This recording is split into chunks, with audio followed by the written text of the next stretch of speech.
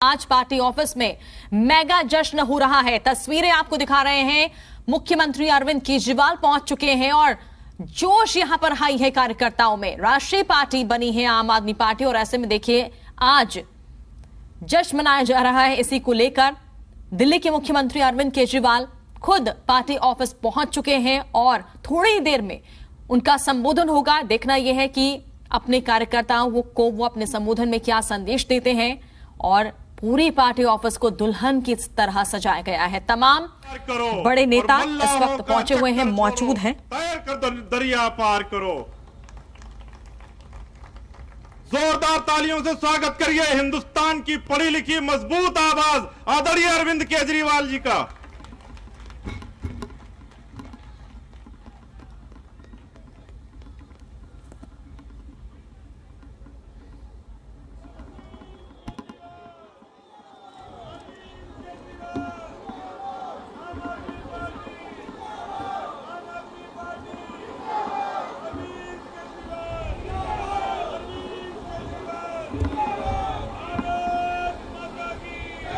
भारत माता की, भारत माता की, इनकलाब, इनकलाब, वंदे वंदे। गजब ही हो गया, अद्भुत, चमत्कार, अकल्पनीय। ऐसे लगता है जैसे कल का ही दिन था। 10-10.5 साल पहले 26 नवंबर 2012 को हमारी पार्टी बनी। तब तो किसी ने सोचा भी नहीं था कि एक एमएलए भी बन पाएगा। ये भी उम्मीद नहीं थी कि एक एमएलए बनेगा।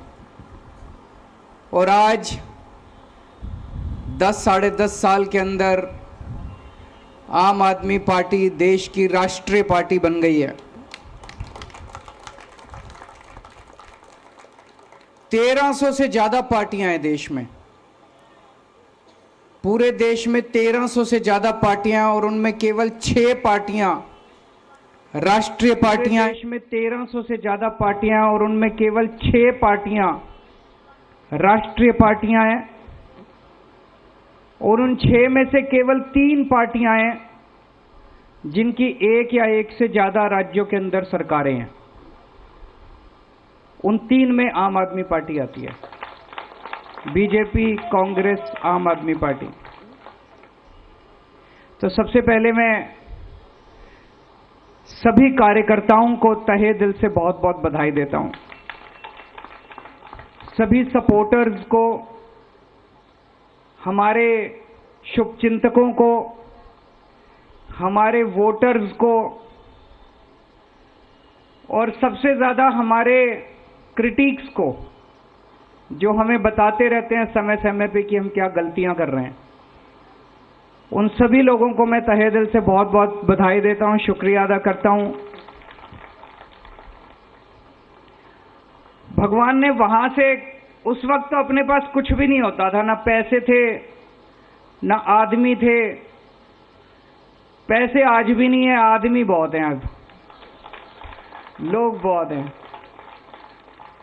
लेकिन ऊपर वाला साथ है।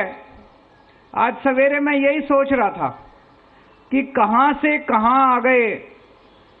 तो इसका मतलब ऊपर वाला कुछ कराना चाह रहा है हमसे, है कि नहीं है? हम तो निमित्त मात्र हैं, हमारी तो औकात ही कुछ नहीं थी। भगवान ने वहां जीरो से यहां पहुंचा दिया। इसका मतलब ऊपर वाले के दिमाग में कुछ तो चल रहा है।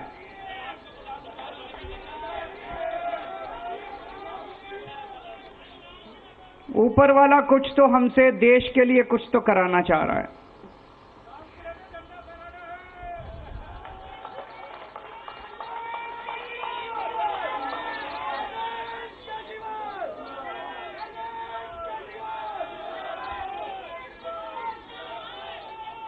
आज इस खुशी के मौके पे मनीष जी की और जैन साहब की बड़ी याद आ रही है।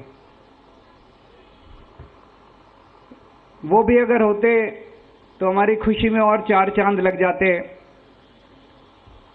वो संघर्ष कर रहे हैं देश के लिए, हम सब के लिए। इस वक्त देश की सारी राष्ट्र विरोधी ताकतें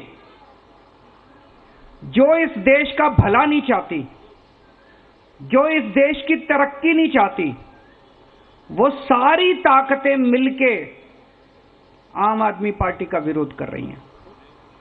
मनीष सिसोदिया का क्या कसूर है? कल मैं एक उद्घाटन करने गया था ईस्ट विनोद नगर में एक स्कूल में। सरकारी स्कूल है, सरकारी स्कूल है और उसमें फ्रेंच पढ़ाई जाती है, जर्मन पढ़ाई जाती है, स्पेनिश पढ़ाई जाती है, जापानीज पढ़ाई जाती है। मेरी पढ़ाई हिसार के सबसे बड़े प्राइवेट स्कूल में हुई थी। हमारे स्कूल में भी ये सारी चीजें नहीं पढ़ाई जाती थी, बड़े बड़े प्राइवेट स्कूलों में नहीं पढ़ाई जाती। आज दिल्ली के सरकारी स्कूलों के अंदर वो शिक्षा दी जाती है। तो मनीष सिसोदिया का कसूर था कि उसने गरीबों के बच्चों को सपने देखने सिखाए कि सपने देखो, बड़े बड़े सपने देखो, उनको पूरा करने का जज्बा रखो। ये कसूर था मनीष सिसोदिया का। 75 साल से गरीब का बेटा गरीब रह जाता था क्योंकि अच्छी शिक्षा नहीं मिलती थी। उनको उसने सपने दिए, उनके सपनों को उसने पर दिए और ये सारी राष्ट्र विरोधी ताकतों ने मिलकर मनीष सिसोदिया को जेल के अंदर डाल लिया। जैन साहब का क्या कसूर था? उनका कसूर था कि अगर इस देश के अंदर कोई भी पैदा हो उसको अच्छा इलाज मिलना चाहिए, चाहे गरीब हो चाहे अमीर हो। गरीब आदमी हो तो इसका मतलब यह नहीं कि वो रुलेगा, वो कॉरिडोर में पड़ा रहेगा, उसको दवाई नहीं मिलेगी, उसको इलाज नहीं होगा। अच्छा इलाज कराएंगे, सबका अच्छा इलाज कराएंगे, सरकार कराएगी इलाज अच्छा। ये कसूर था सत्येंद्र जैन का। उसने एक सपना देखा था देश के लिए। सारी राष्ट्र विरोधी ताकतों ने मिलकर उसको बेचारे को जेल के अंदर डाल दिया। लेकिन बेचारा नहीं है, वो भगत सिंह का चेला है।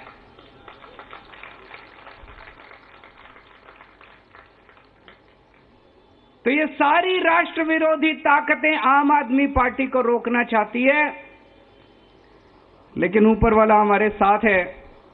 किसी की हिम्मत नहीं है। मैं हमेशा कहता हूं, no one can stop the idea whose time has come. इस पूरी यात्रा में बहुत सारे ऐसे लोग हैं जिन्होंने बहुत कुर्बानियां दी, बहुत संघर्ष किए। हमारे बहुत साथी हैं जिन्होंने खूब डंडे खाए। आपने भी खाए।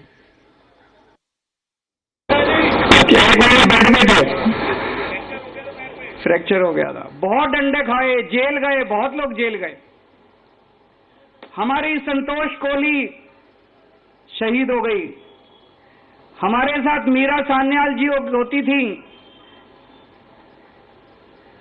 बिपिन करके एक लड़का था पंजाब में, चुनाव में प्रचार के दौरान उसका हार्ट अटैक हो गया। और भी ऐसे कई लोग हैं जिनको हमने इस यात्रा के दौरान खोया है।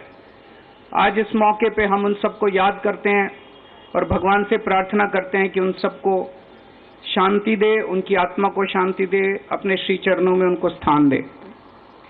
बहुत सारे ऐसे लोग हैं जिन्होंने बहुत संघर्ष किया। अपने परिवार नौकरी करते थे, अच्छी अच्छी नौकरियां छोड़ के आ गए क्योंकि उन्होंने सबने सपना देखा था कि एक दिन ऐसा आएगा जब देश के अंदर अच्छी शिक्षा मिलेगी।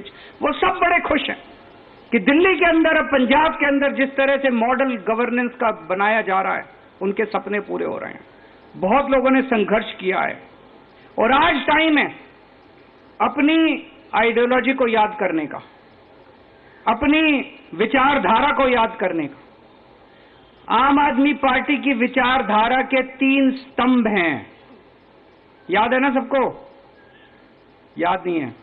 3 स्तंभ हैं। कट्टर ईमानदारी, मर जाएंगे, देश के साथ गद्दारी नहीं करेंगे, बेईमानी नहीं करेंगे,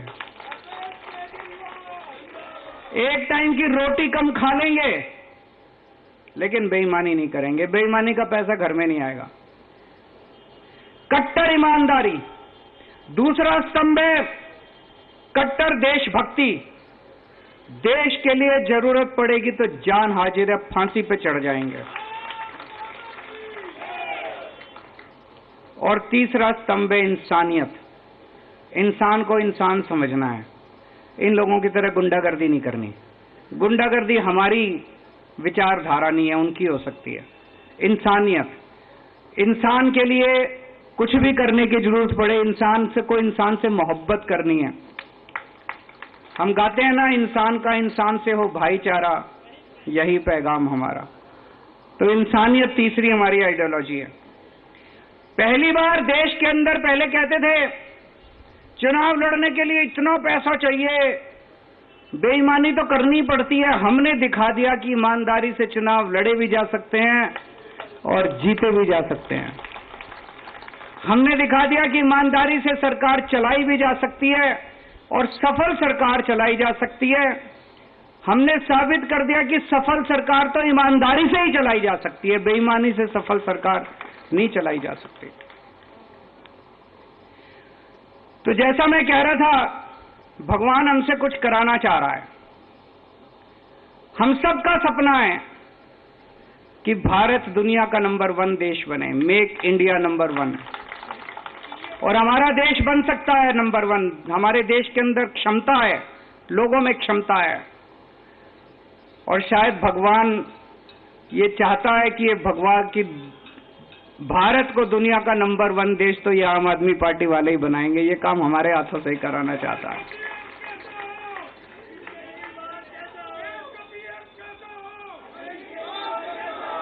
देश की राजनीति के अंदर राजनीति को एक नई दिशा दी है। अभी तक जब भी ये लोग चुनाव में आते थे, केवल और केवल गुंडागर्दी, गाली गलौज, उसने उसको गाली दे दी, उसने इसको गाली दे दी, उसने उसको कुछ कह दिया, उसने इसको कुछ कह दिया। टीवी वाले आते थे, जी उन्होंने आपके बारे में ये बोला, आपको क्या कहना है? अरे बोलने दे, क्या हमको क्या लेना देना, किसी ने क्या कहा हमारे बारे में। बस यही चलती थी राजनीति। इसने ये बोला जी आपके बारे में, आपको क्या कहना है? उसने ये बोला जी आपके बारे में, आपको क्या कहना है? जाति के नाम पे, धर्म के नाम पे पहली बार इन सबको, सबसे बड़े नेता को एक फर्जी क्लास में ले जाके बिठा दिया हम लोगों ने।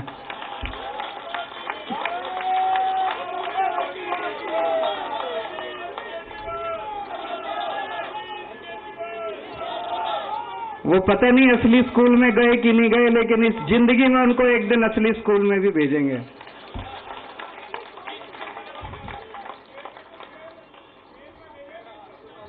पहली बार देश की राजनीति में स्कूलों की बात होने लगी है।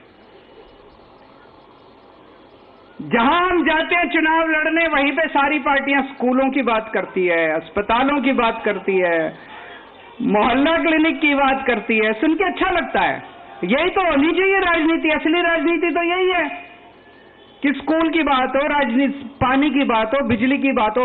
अब सारी पार्टियां कहती है बिजली फ्री दे, देती नहीं है, कहती तो है, कहलवा तो दिया सबसे। अमित शाह जी ने भी एक, मेरे को याद है कहीं बोला था, वेस्ट बंगाल में जाके बोला था हमारी पार्टी की सरकार बनी तो इतने यूनिट बिजली फ्री, कहलवा सबसे दिया, करवा भी देंगे सब लोगों से धीरे धीरे।